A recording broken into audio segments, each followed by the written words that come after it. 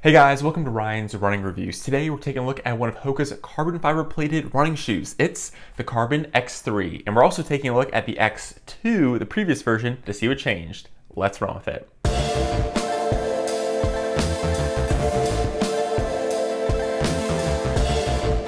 Before we get started, I do want to say these shoes were advised me by Roadrunner Sports. However, didn't have a chance to preview this video, and this file synopsis is my own. I'd also like to say please leave a like on the video and consider subscribing, as it really helps me make these videos. Here we go. Now the Carbon X3 is Hoka's carbon fiber plated endurance or distance shoe, and maybe even like a super shoe kind of, because it was like their first carbon fiber plated shoe they came out with. So it kind of gets brought into the super shoe race, but doesn't really necessarily belong there because the foam isn't as like bouncy, or it's not as light compared to some of those like top tier racing shoes, but it's still a carbon fiber plated running shoe that works really well, but it's not quite a daily trainer. So it kind of fits in this weird category where it's not a top tier super shoe and it's not a daily trainer. It kind of has this weird limbo status, but I think it's a good shoe. I really enjoyed running in it, and I got a lot to dig into here. The shoe did go up in price. So we went from $180 from the X2 and now $200 with the X3. And even though the price went up, the weight did go down about 2%, and we go from roughly 8.5 ounces in the X2 to 8.3 with the X3. It's not like necessarily a massively noticeable difference, but it is a slight weight reduction. Even though the midsoles look slightly different, they have the same geometry and stack heights, with 32 millimeters in the heel and 27 in the forefoot for the classic Hoka 5 millimeter drop. However, the X3 did gain a little bit in volume with a little bit of like a larger midsole. Moving on to the upper, it's been completely redesigned. Before we had an engineered mesh, and now we have a one-piece knit upper. So it's the tongue, everything is just one piece of a knit material. Now this does keep your foot well contained because it's a non-elastic knit, unlike like the Epic React, which has a little bit stretch to it. This doesn't really have any elastic nature to it at all. It's very comfortable. It's a little bit thicker than the mesh we had last year. And as far as the breathability goes, it's okay. It's not great. Typically with knit shoes, it's a little bit hotter. And I think the material, because it is a little bit thicker, it might be slightly hotter, but it does have a decent ventilation. There is some breathability throughout the entire upper itself, which I think kind of sets it apart from other knit uppers, which typically don't have that trait. So I will say the breathability is okay. It's not bad and it's not great. It's kind of middle of the road, and maybe a slight decrease from last year where you just had that typical engineered mesh. The tongue is also, again, part of that one-piece knit upper. It's elastic, so you do get a little bit of stretch with it. And my issue with the tongue was, typically when I have these one-piece knit upper shoes, I end up getting some bunching where, if I want to get a little more of a secure fit, I kind of have to pull the laces tight, and then it bunches the fabric at the top, which is what happened for me here on the X3. Typically, I kind of like the more traditional tongue here, where you have a flat, almost kind of like a racing tongue, if you will, compared to just a one-piece knit upper. Now, it depends if it fits your foot well. I don't think this will be an issue, but for me, I have a slightly more narrow foot, so I had to kind of cinch the laces just a little bit more tightly, which just didn't give me the best lockdown. Again, you do have a little bit more room in the forefoot compared to last year, so it's still a snug shoe. It's just a little bit less snug, especially in the forefoot region compared to the X2. Now, moving to the back of the shoe, and this kind of ties in, pun intended, to the lockdown, is the heel area, and you kind of get these two little bubbles of foam or padding at the back of the shoe, and the rest of it is pretty minimal, not much padding whatsoever compared to last year, where you kind of have the more traditional elf ear pull tab, plenty of padding in the back of the shoe, where they basically stripped that down and gave two little bubbles on both sides to kind of try to lock in your foot. Now for me, the fit was okay. It wasn't great, it wasn't bad, kind of similar to the breathability story, kind of middle of the road. Another great pun. It was okay. I had a little bit of heel slip. I didn't love the lockdown just because I couldn't really get a great fit, just because it's all one piece and it had some bunching at the top, and I had a little bit of heel movement. It wasn't bad, but I did prefer the lockdown and the fit of the X2, which again was a little bit more snug, had the more performance, or the more traditional heel counter region with the elf ear pull tab. I do appreciate that the fact that they kept the elf ear pull tab is a really nice touch. It's easy to get your foot in and out of this shoe. It kind of feels like a knit shoe. We can kind of slide it in and out. Again, the fit was okay, not great. And I think for a shoe at this price point, with this kind of setup, it's meant to be an endurance shoe or a really fast shoe, I would kind of more prefer a better, or just a little bit more padding and just a more secure fit. Again, I don't want to say it's a bad fit where it's like a super sloppy heel fit. It just wasn't as good as the previous version in my opinion. Moving on to the midsole, we now get ProFlyX, which is a super critical foam. All the shoe companies are kind of moving in this direction for some of their shoes. So now Hoka has their ProFlyX. Now, super critical foam, different kind of manufacturing method compared to like EVA. It's technically has those like injected air bubbles, which kind of create a different structure. But all that boils down to is the midsoles can be a little bit softer, a little bit lighter, and a little bit more bouncy.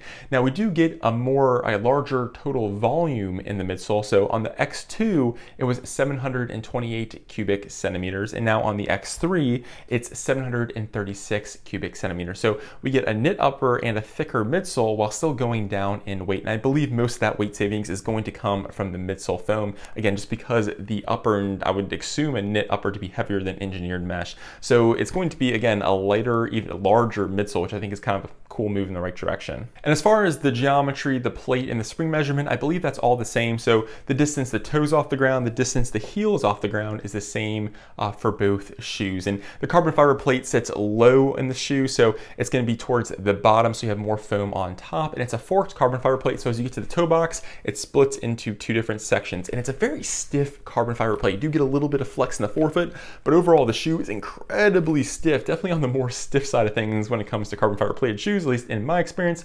And you can actually see it if you flip it over with this little cutout, you can actually see where the plate is. But overall, it's a very stiff shoe, and the foam itself kind of lends itself to being, if you're familiar with the X2, a more firm ride. So it's not going to be super bouncy. And yes, I said it's going to be a little bit softer, lighter, and bouncier, but overall, in general, compared to most other shoes, especially compared to most other super shoes or other carbon fiber plated shoes, it's going to be a very firm, stable ride. And because this is a stiffer, more firm shoe, you really do notice the meta rocker geometry. So it has a really smooth roll to it, a really consistent feel, and I really personally enjoyed it. It was also very versatile, worked really well at the faster tempos because you don't get lost in a softer foam. And that plate, again, is so stiff, the energy transfer, I thought was excellent. And at the slower paces, I thought it worked well too. It just felt like you're on a nice, kind of stable, consistent platform. The foam isn't soft, so you don't really get lost in the sauce, if that makes any sense whatsoever. But I do want to reiterate, it is like a firmer experience, especially in the forefoot, just because you don't have a whole lot of foam there and there's a carbon fiber plate. And you do get, it feels like mostly noticeable in the heel section, just because if you take a look at it, there's just a huge chunk of foam. But overall, it is a lighter, softer, bouncier than last year, but it's going to be on the firmer side of things, especially with that carbon fiber plate in the shoe itself.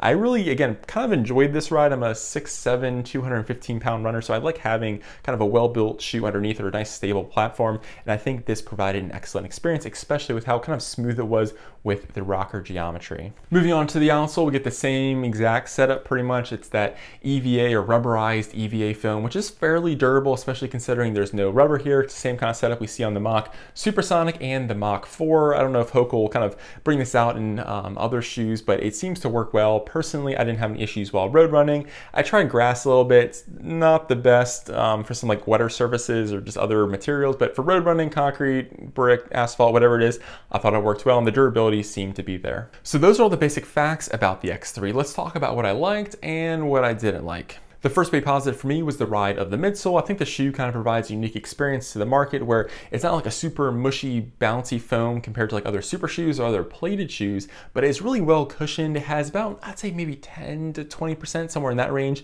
more bounce and cushion compared to the X2, and provides a really smooth, stable, consistent feel that has a very noticeable rocker effect. And I love that sensation that it gave me. It worked really well. It's just like a fun shoe to run in, at least in my experience. And the next big positive for me was the shoe was rather versatile. I loved kind of taking this shoe at those faster paces, and I think that's what this is designed for, and it definitely wants to go fast. But when I slowed it down, it didn't feel out of place and worked rather well. Now again, the foam, rather firm, not like the cushiest experience, but I thought it performed well at the slower paces, so it kind of rolls you forward and just provides a nice stable platform. Didn't feel out of place. So for being a carbon fiber plated shoe and just kind of the overall setup, I thought it performed well no matter what run I basically took it out on. However, the shoe wasn't perfect, and there are a couple things to probably keep in mind. The first negative for me is the upper. It was so close to being such an amazing shoe, probably one of my favorites, but I just didn't get the best lockdown with the upper, and that probably would have helped me enjoy the shoe even more.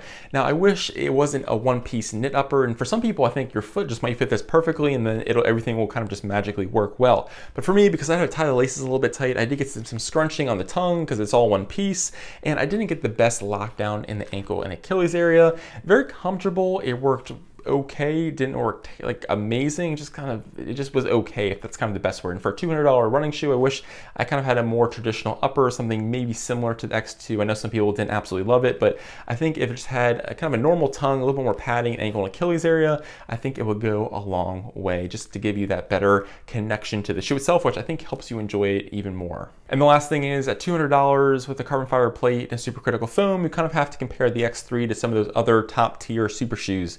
And the thing you notice the most is that it doesn't have the lightest and bounciest foam, not the most breathable upper, and might not be the lightest shoe. So it's just something to keep in mind. Not to say this is a bad shoe. I really enjoyed it. It worked really well for my running style, but it is important to keep in mind that, you know, if once you're in that top tier price range, carbon fiber plate range, or kind of within striking distance, I know it's not as expensive as some of those other super shoes, if you will. I hate to keep on using that word, but it's kind of the new term, if you will.